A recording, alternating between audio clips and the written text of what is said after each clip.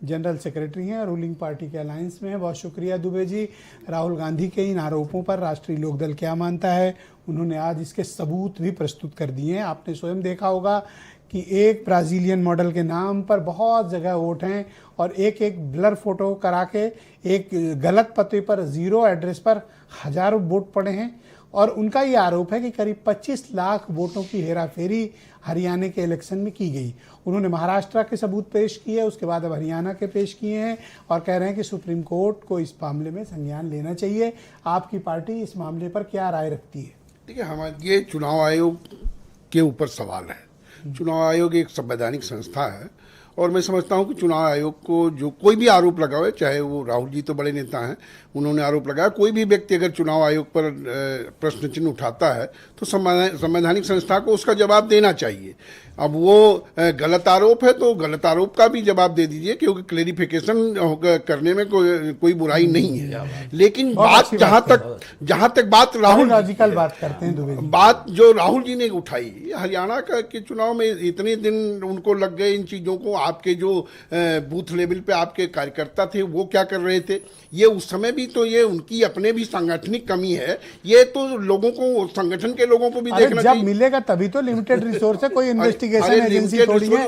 अभी मिला है वो आपको नहीं समझ में आ रहा, लेकिन आज क्यों कर रहे हैं इतने टाइम के बाद? भाई जब मिलेगा अगले को वेरीफाई करेगा, भाई मिलेगा, तो आपका संगठन है, मतदाता सूची का पुनरीक्षण होता है, वो सारी चीजें हैं। आप ये बताइए कि कर्नाटक में या हिमाचल प्रदेश में या तेलंगाना में या जम्मू कश्मीर में या झारखंड का बीजेपी को चाहिए वहां कांग्रेस अगर वोट चोरी कर रही है तो पकड़ के सार्वजनिक। मैं कोई चुनाव आयोग का पक्ष नहीं ले रहा हूं ब्रजेश जी, लेकिन ये सवाल ये है कि आप क्या चाहते हैं चुनाव आयोग स्पष्टीकरण दे? नहीं, उनको जवाब देना चाहिए, कोई भी आरोप लगे। मैं तो ये इस बात का पक्षधर हूं कि अगर किसी भी संवैधानिक संस्था के ऊपर उंगली उठी है, बीजेपी तो खारिज कर रही है और आप सहयोगी होकर कह रहे हो स्पष्टीकरण दे आयोग। अरे आप बीजेपी को अपमानजनक सिचुएशन में पहुंचाते हो। भारतीय जनता पार्टी या राष्ट्रीय लोकदल या एनडीए थोड़े से चुनाव आयोग को सलाह देगा।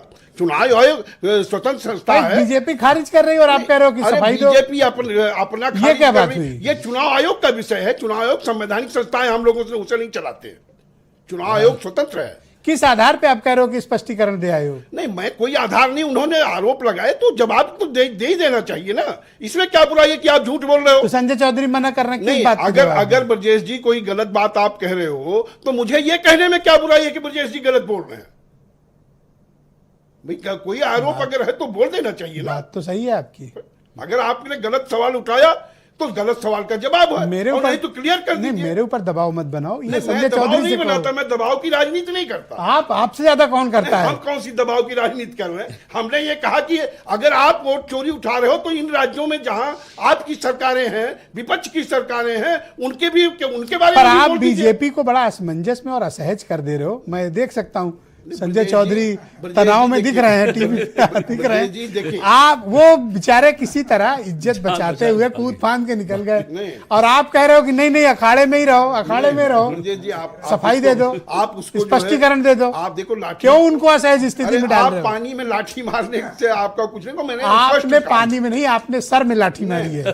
पानी में लाठी आप मार रहे हो। मैं ये कह रहा हूँ कि मीठा विपक्ष के जो आपने स्पष्टीकरण, मीठा गप और कड़ुआ कड़ुआ थू वाली बात है। कि मैं एक लाइन पकड़ लिया हूं, आपने कहा कि चुनाव आयोग को स्पष्टीकरण नहीं, वो उनको हाँ बिल्कुल दे देना चाहिए। चुनाव आयोग को स्पष्टीकरण देने में कोई बुराई नहीं, उनको देना चाहिए। ओके, ठीक, ऑल राइट। मैं डॉक्टर एम एच खान को आमंत्रित करता हूं इस कार्यक्रम में। खान साहब।